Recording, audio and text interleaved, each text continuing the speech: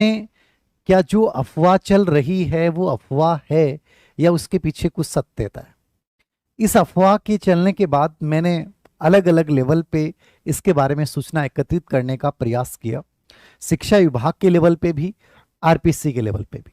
मैं आपको क्लियर बता दूं कि आरपीएससी के लेवल पे अभी तक ऐसी कोई अभ्यर्थना या कोई अनुशंसा नहीं पहुंची है। यानी आप निश्चित रहें, अभी तक आरपीएससी के पास कोई अभ्यर्थना नहीं पहुंची है।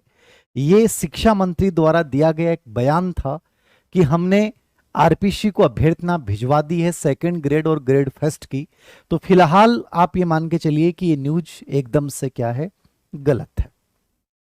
नंबर 2, क्या सर शिक्षा विभाग के स्तर पे कोई ऐसी प्रोसेस चल रही है कि वास्तव में अभ्यर्थना भिजवाई नहीं गई है लेकिन आरपीएससी को अभ्यर्थना भिजवा दी जाएगी? ठीक है, अभी तक शिक्षा विभाग के लेवल पे भी ऐसा फिलहाल नहीं चल रहा है। हाँ, लेकिन सुनने में आ रहा है कि 28 तारीख बुधवार या गुरुवार को संभवतः है इसको लेकर कोई सूचना आपके सामने आ सकती है। 28 या 29 अगस्त को कोई इंफॉर्मेशन आ सकती है। दोनों चीजें सुन लीजिएगा दोबारा से। आरपीएससी के पास अभी ग्रेड फर्स्ट और ग्रेड सेकंड दोनों की कोई अभ्यर्थना नहीं पहुंची है। शिक्षा विभाग के लेवल पे भी अभी तक ऐसा कुछ भी नहीं भेजा गया है या कोई प्रस्ताव पहले से विचाराधीन है, वो विचाराधीन ही चल रहा है। यद्यपि गहलोत सरकार में आरपीएससी स्कूल व्याख्याता की 2000 पदों की वित्तीय स्वीकृति मिली थी, बाद में इसमें 400 पद और जोड़ दिए गए थे, यानी 2400 पदों की स्कूल व्याख्याता की भर्ती की अभ्यर्थना कभी भी जा सकती है।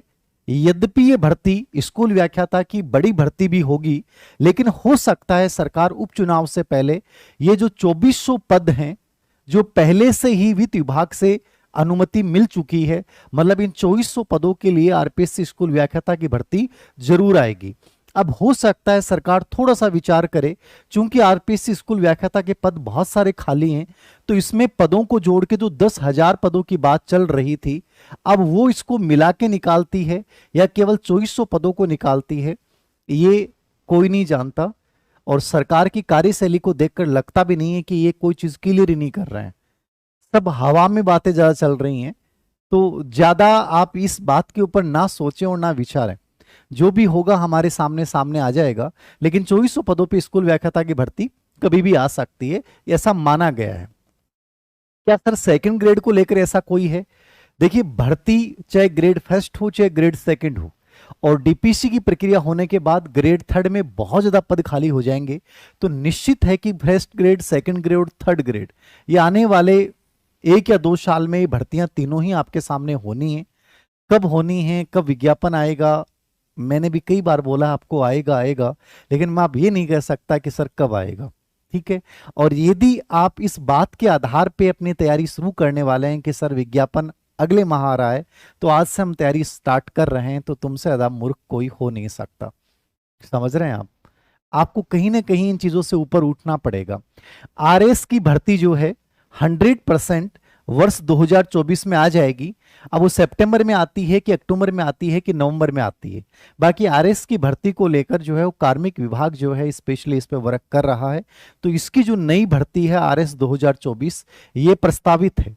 जैसे ग्रेड फर्स्ट प्रस्तावित है, जैसे ग्रेड सेकंड प्रस्तावित है, जैसे ग्रेड थर्ड प्रस्तावित है, वैसे ही आरएस की भर्ती तीनों चारों भर्तियां, चाहे वो छोटी आए चाहे बड़ी आए, वर्ष 2024 में किस महीने में आएंगी, किस महीने में नहीं आएंगी, बट आ जाएंगी।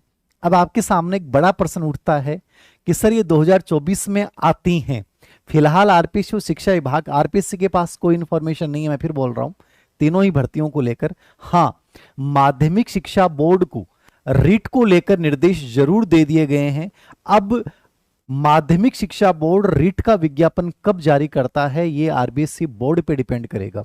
हाँ, ये निश्चित है कि आरबीएससी बोर्ड को निर्देश दिए गए हैं रीट के आयोजन को लेकर।